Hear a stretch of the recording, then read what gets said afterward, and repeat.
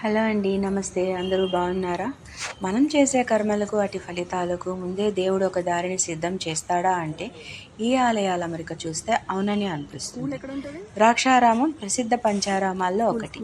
ద్రాక్షారామంలోని భీమేశ్వర స్వామి ఆలయం కేంద్రంగా చుట్టూ ఉన్న గ్రామాల్లో ఒక్కొక్క నక్షత్ర పాదానికి సంబంధించి ఒక్కొక్క శివాలయం పద్మాకారంలో వెలిసి ఉన్నాయన్నమాట. అయితే ప్రజెంట్ నేను ఇప్పుడు చూపిస్తున్న ఈ టెంపుల్ వచ్చేసి కాకినాడకి 11 కిలోమీటర్లో ఉన్న ఆనట్లగట్ట అనే గ్రామము. పునర్వసు నక్షత్రం 3వ పాదం వాళ్ళు ఈ ఆలయాన్ని దర్శించుకుంటే వాళ్ళకున్న గ్రహదోషాలన్నీ తొలగిపోయి పాతకర్మలన్నీ తొలగిపోయి శాంతి కలుగుతుంది అని అంటారు. ఇక్కడున్న పూజారి గారు అయితే ఇక్కడ ఒక స్థల పురాణం చాలా బాగా చెప్పారు. అలానే ఏ నక్షత్రం వాళ్ళు ఏ క్షేత్రాన్ని దర్శించుకోవాలి అనేది ఇక్కడున్న పుస్తకంలో అయితే క్లియర్గా రాసి ఉందండి. వీలైతే మీరు కూడా వెళ్ళి దర్శించుకొని మీకున్న ఇబ్బందులు ఏమన్నా ఉంటే తొలగించుకోండి. కాశీ వెళ్ళి మొత్తం శిష్య సమేతంగా అందరూ వెళ్తే అక్కడికి వెళ్ళేసరికి ఏంటంటే వీళ్ళందరికీ ఆహార పానీయాలకి కొరతగా ఉంది. ఎంత కాశీ అన్నపూర్ణ అన్నారు. కాశీ అన్నపూర్ణ దర్శనానికి మనం వచ్చినప్పుడు ఇక్కడ మా శిష్యులందరూ కూడా ఆహారం లేదని చెప్పి ఆయన కోపగించారు. కోపగిస్తే వెంటనే పరమేశ్వరుడు ఏమన్నారంటే, నువ్వు ఇక్కడ వచ్చి కాశీ క్షేత్రం దగ్గరకు వచ్చి నంద చేయడానికి సిద్ధపడ్డావు కాబట్టి ఇక్కడ ఉండాలని అర్హుడు కాదని చెప్పేసి వెనక్కి పంపించేస్తాను.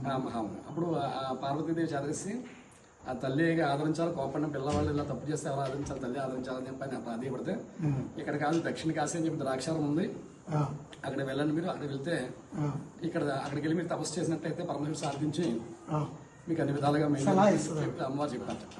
ఆయన మరి కాశీ దక్షిణ కాశీ క్షేత్రాన్ని గుర్తించడం ఎలా అంటే, దేహంగా వీక్షణ చేస్తే పద్మాకారంగా కనిపిస్తుంది. అక్కడ చుట్టూరు భీమేశ్వరం క్షేత్రంలో భీమేశ్వరుడు లింగం ప్రధాన లింగము మధ్యలో మూల విరాట్ కేంద్రంగా ఉంది. దాని చుట్టూరు 360 డిగ్రీలు కొలతగా చుట్టూరు 108 శివాలయాలు రాసి ఆలయాలను కలిపి పద్మ వికసించినట్టుగా కనిపిస్తుందని చెప్పేసి అమ్మవారు చెప్తే ఆయన ఇక్కడ వచ్చి ఎత్తుకుంటూ వచ్చి ద్రాక్షారం భీమేశ్వరుడు ఆయన తపస్సు చేసి పరమేశ్వరుడు అనుగ్రహాన్ని పొందాడని, అప్పటి నుంచి కూడా భీమేశ్వరుడు కేంద్రంగా ఈ భీమకన్నం శివాలయాలన్నీ కూడా 108 శివాలయాలు, నక్షత్ర పాదాలు 27 నక్షత్రాలకి 4 పాదాలు చొప్పున 108 రాసులు 12, తర్వాత అష్టసోమేశ్వరుడు, ఇంద్రాది అష్టదిక్పాలకులు అన్ని కూడా దీంట్లో ఉన్నాయండి. అంటే కొన్ని ఆలయాలు శిథిలైపోవడంతో అష్టదిక్పాలక ఆలయాలు కూడా గుర్తించబడలేదు. కానీ రాశి శివాలయాలు, నక్షత్రపాద శివాలయాలు ఇవన్నీ కూడా ఇప్పుడు కూడా అన్ని కూడా ఉన్నాయండి. ఈ నమూనా ఎక్కడ ఉంటుందంటే ద్రాక్షారం భీమేశ్వరం గుడిలోనే చిన్నది లోపల నైరుతిలో చిన్న ఉపాలయం కింద మీకు ఇందాక ఇచ్చిన పుస్తకంలో కనిపిస్తున్నారు, అక్కడ ఉంటుంది పడుతుంది.